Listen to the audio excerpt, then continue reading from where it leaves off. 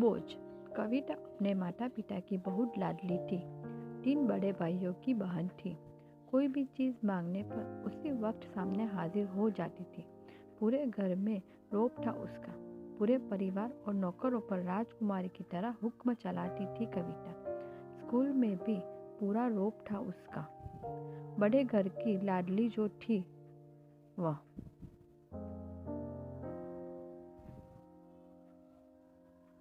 ऐसे ही उसके कॉलेज में दाखिला लिया। उससे ठाट बाट, बड़ी गाड़ी में आना जाना, हर दिन नया फैशन देखकर हर कोई उससे दोस्ती करना चाहता था। थोड़े ही दिनों में उससे बहुत से दोस्त बन गए।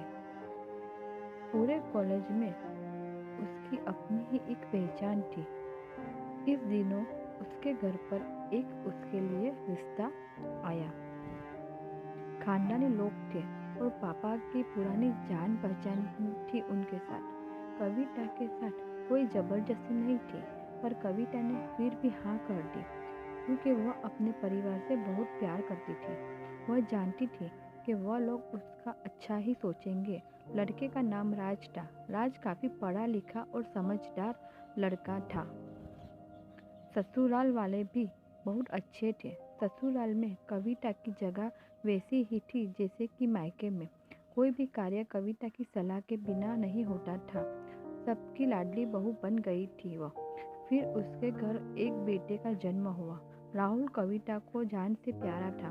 पोता पाकर ससुराल वाले फूले नहीं समाते थे।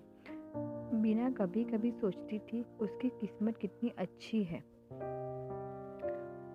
उसका हर अपना उससे कितना प्यार करता है। चाहे जीवन में कैसे भी समय आए, मेरे अपना हमेशा मेरे साथ है।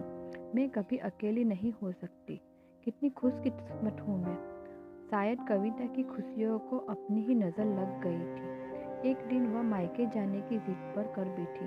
राज को बहुत काम था, लेकिन वह फिर भी उसको ले गया। रास्ते में उनकी गाड़ी का अन्य गाड़ी के साथ एक्सीडेंट हुआ। उसका हर अपना उससे कितना प्यार करता है। चाहे जीवन में कैसा भी समय आए, मेरे अपने हमेशा मेरे ही साथ रहेंगे। मैं अकेली नहीं हो सकती।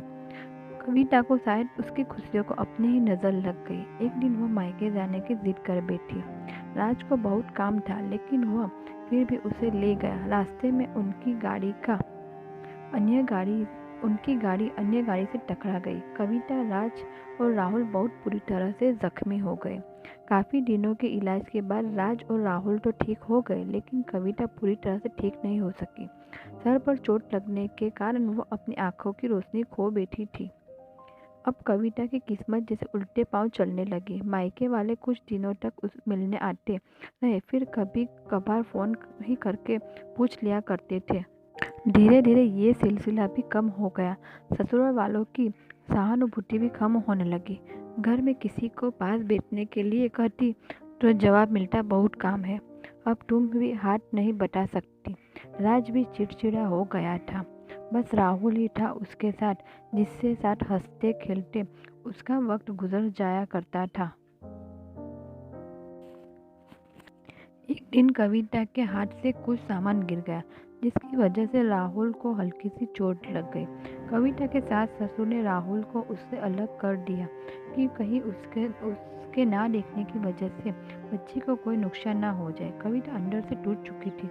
एक दिन उसने सबके सामने मायके जाने की इच्छा रखी तो राज उसे तुरंत मायके छोड़ आया, जैसे कि वह भी यही चाहता था। लेकिन राहुल को उससे साथ नहीं भेजा गया।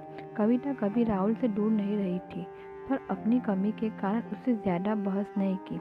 कविता को लगा कि वह 3-4 दिन वहाँ रहेगी, थोड़ा हवा पानी बदल जाएगा, क्योंकि वह कितने दिनों से कहीं भी बाहर नहीं गई थी। घर वाले भी इतने दिनों बाद उसे देखकर कितने खुश हो गए। कविता के घर पहुँचने पर सब लोग बहुत खुश हुए। खाने में सब कुछ कविता की पसंद का ही बना था। उसने अपने मम्मी पापा और भाई भाभीियों से दिल खोलकर बात की। उसके छोटे बच्चे भी बुआ के साथ घुल मिल गए थे। रात को सोने के वक्त जब वह कपड़े बदलने लगी तो उससे पता चला कि उसका बैग तो बहुत भरा हुआ था। वह सब समझ गई। वह बहुत उदास हो गई। कुछ दिनों तक तो सब ठीक रहा, फिर जैसे ही सब बदलने लगा, सबका विवरण बदल रहा था। वह लोग जैसे थक चुके थे उससे। सब लोग घुमा फिरा कर पूछने लगे कि राज कब आ रहा है उसे ले जाने। वह बहाना बना देती, जबकि वह जानती थी कि उस घर में अब उसके लिए कोई जगह नहीं है। कविता से चलते वक्त कुछ न कुछ नुकसान हो जाता था। थोड़ी बहुत टोक टाकी भी उसे सुनाई देती थी। वह टाल देती थी। एक दिन उसके हाथ से लगकर एक कीमती फूलदान टूट गया। छोटी भाभी ने बहुत हंगामा मचाया। कविता के माता पिता रोज के झमेलों से तंग आ गए थे। उन्होंने राज को खुद से फोन कर दिया। राज कविता को अपने घर ले गया। कविता ने अपने परिवार वालों से ये उम्मीद न थी। जिस कविता के कहे बिना घर में एक पत्ता भी नहीं हिलता था, उस घर के लिए वह अब बोझ बन चुकी थी। राज के साथ ससुराल आते वक्त बहुत खुश थी, क्योंकि वह अपने घर जा रही थी, अपने जिगर के टुकड़े राहुल के पास। परंतु यह खुशी भी कुछ पल की ही थी। सारा बंदोबस्त पहले से ही किया हुआ था। कविता को सीधे ऊपर वाले कमरे में पहुंचा दिया गया। राहुल से दूर रहने की सख्त चेतावनी दी गई। एक काम वाली लता को उसकी जिम्मेदारी सौंपी गई, जो उससे खाने पहनने जैसी जरूरतों का ध्यान रखती। कविता ज्यादातर चुप ही रहती। कभी कभी काम वाली लता से थोड़ा बतिया लेती। उसके जरिए राहुल का पता चल जाता। सबकी लाडली बेटी और बहू सबके लिए लाडली से बोझ बन चुकी थी।